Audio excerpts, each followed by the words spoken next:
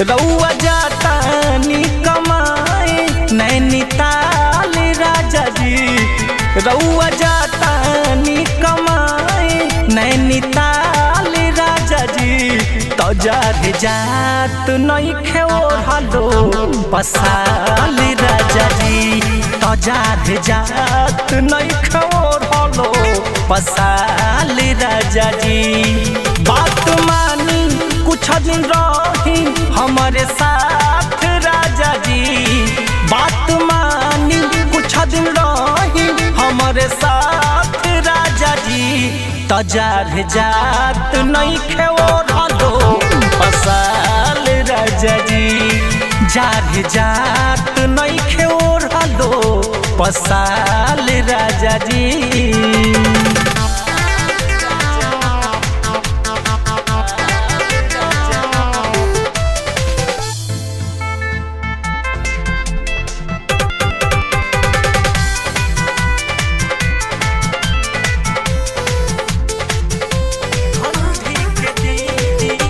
ठंडी के दिन बड़ी हो खेला कसाइए राजा।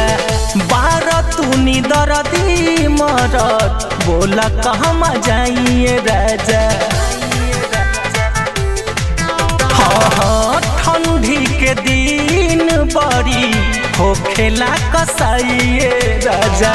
बारह तूनी दर्दी मरद बोला कहाँ जाइए राजा।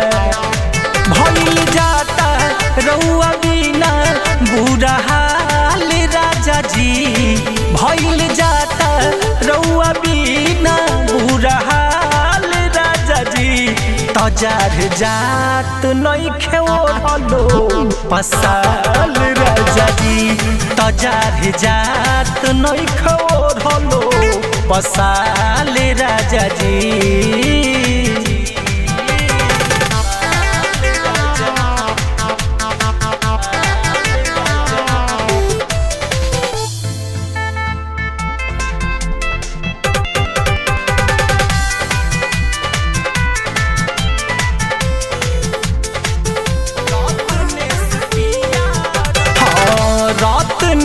पिया रउआ बानी बेदर्दी जी। रउआ बिना लहंगा में लाग जाई सरदी जी।